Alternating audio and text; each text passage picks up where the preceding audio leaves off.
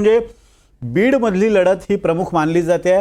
खरं तर धनंजय मुंडे आता सत्तेतच सामील झाल्यामुळे ती लढत काहीशी सोपी झालेली आहे पंकजा मुंडेंसाठी. तरीसुद्धा इतर काही महत्त्वाची आव्हानं त्यांच्या समोर आहेत आणि याच विषयी बोलण्यासाठी तिथले स्थानिक नेते आणि मोठे नेते अमरसिंग पंडित आपल्यासोबत जोडले गेलेले आहेत. धनंजय मुंडेंचे सहकारी आणि त्याचबरोबर पंकजा मुंडे असतील किंवा गोपीनाथ मुंडे यांचं राजकारण सुद्धा अगदी जवळून पाहिलेलं आहे त्यांनी. अमरसिंगजी, काय नेमकं वातावरण वाटतंय बीडमध्ये? कितपत आव्हानात्मक लढत वाटते की एकतर्फी वाटते?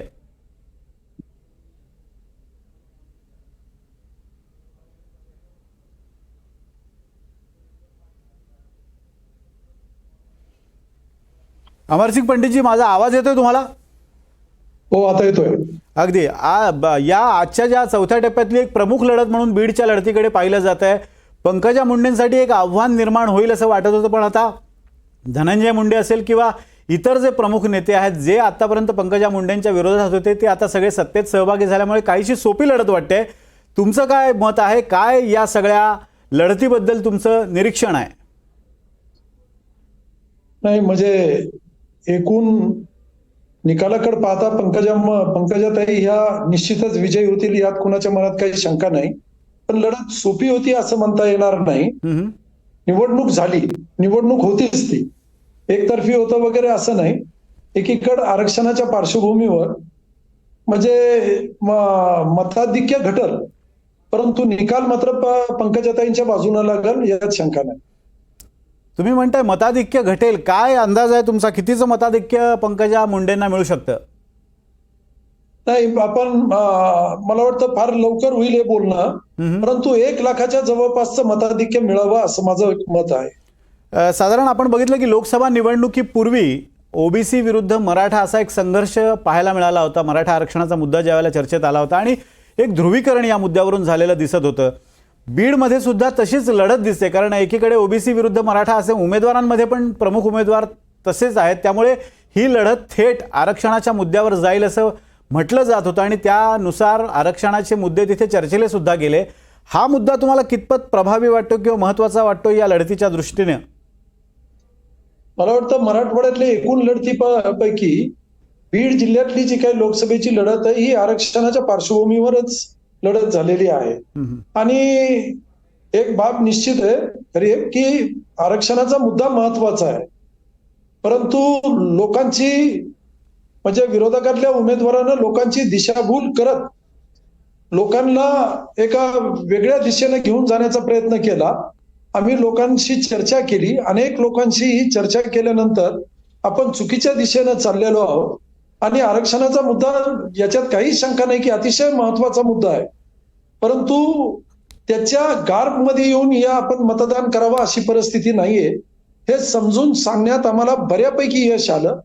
फार मोठं यश आलं असं म्हणता यायचं नाही, पण बऱ्यापैकी यश आलेलं आहे. एकूण तुमचा जो सूर दिसतोय तो थोडासा साशंक सूर वाटतोय. काय कारण आहे नेमकं? कारण तुम्हाला एकीकडे असं म्हणायचं आहे की विजयी होतील, पण तरी तुम्ही असं म्हणताय मताधिक्य घटेल किंवा बऱ्यापैकी आपण या मुद्द्यावर मतदारांची समजूत घालण्यात यशस्वी ठरलोय. काही चुका झाल्यात असं वाटतंय तुम्हाला प्रचारादरम्यान? काही मुद्दे सुटले किंवा काही मुद्द्यांवर भर देणं राहून गेलं? नाही,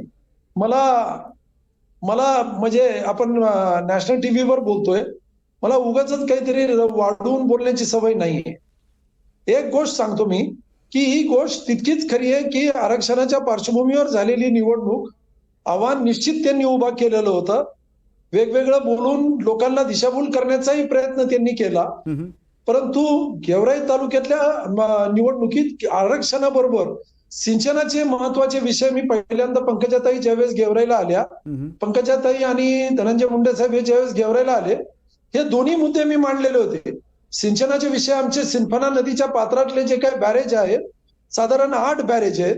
पलीकडचं नामलगावचं 1 आणि राक्षस भवनचं 10, हे 10 महत्वाचे बॅरेज या निवडणुकीच्या पार्श्वभूमीवर याचं एक महत्व होतं की होणं अतिशय गरजेचं आहे.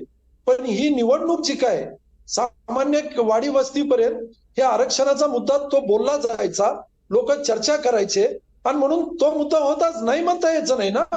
पण मताधिक्य जे वाटत होतं तसं होण्याच्या ऐवजी 1 लाखापेक्षा अधिक मतानं पंकजाताई विजयी होतील यात काही शंका नाहीये. साशंक वगैरे असं काहीच नाहीये.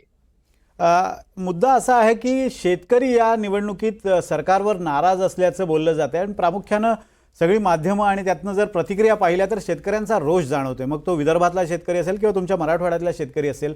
कृषी मंत्री सुद्धा या निवडणुकीत सक्रिय आहेत. अशा वेळेला तुम्हाला असं वाटत नाही की शेतकऱ्यांचा हा रोष आहे तो कदाचित आपल्या विरोधात जाऊ शकतो आणि त्यासाठी नेमकी काय उपाययोजना केली गेली आहे किंवा कशा पद्धतीनं तुम्ही शेतकऱ्यांना आपले मुद्दे मांडण्यासाठी कसं नियोजन केलेलं आहे? नाही, हे तर मी स्वतःच बोलत होतो ना. मी वास्तविक सुरुवातच जे काही केली होती लोकांसमोर जात असताना आणि ज्यावेळेस पालकमंत्री म्हणजे आपले विद्यमान कृषी मंत्री आणि पंकजाताई गेवरेला म्हणजे निवडणूक सुरू होण्याच्या अगोदर त्याही वेळेस मी बोललो होतो की मराठवाड्याला जे काय आज दुष्काळ पाहायला मिळतोय, जो मोठा दुष्काळ आहे, या दुष्काळात शेतकरी जो अडचणीत आहे, शेतीमालाच्या भावामुळे शेतकरी अडचणीत आहे.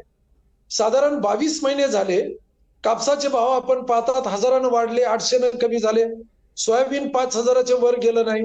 त्यानंतर ज्वारी आपण बाजारात आणायला गेलो तर 5,000, स्वतःचे आम्ही विकायला गेलो आडत्याकडे तर ती 2,500. साखरेचे भाव जे काय आहेत, या सगळ्या मुद्द्यांवर ही जी काही चर्चा व्हायला हवी, ही राज्याच्या त्या सर्वोच्च सभागृहामध्ये चर्चा व्हायला पाहिजे. मी एक माजी आमदार आहे, पण मी माझे मतं जे काय माननीय कृषी मंत्री आणि पंकजाताईंच्या समोर, इतर आमदारांच्या समोर सुद्धा माझे हे मुद्दे मांडले होते. परंतु हे सगळे जर काही प्रकल्प उभा करायचे असतील, सिंफना नदीच्या पात्रातले बॅरेज उभा करून सिंचनाचं साधारण 30,000 एकरचं क्षेत्र हे गेवराई आणि बीड विधानसभा मतदारसंघातलं वाढू शकतं आणि याला जर न्याय द्यायचा असेल तर आपल्याला पंकजाताईंना विजयी करण्याशिवाय दुसरा पर्याय नाही आणि तेही मताधिक्य देऊन विजयी करायचंय. हे निश्चितरित्या आम्ही लोकांसमोर बोललोय. लपून काही ठेवलेलं नाहीये. एक बाजूला ठेवून दुसरीकडे दर असं झालेलं नाहीये. शेती आणि शेतीचं पाणी हे मराठवाड्यासाठी नेहमीच आव्हानात्मक ठरलेलं आहे. त्याच्यावर निश्चित ठोस उपाय या राज्यकर्त्यांनी आता योजलाच पाहिजे, यात काही शंका नाही आता.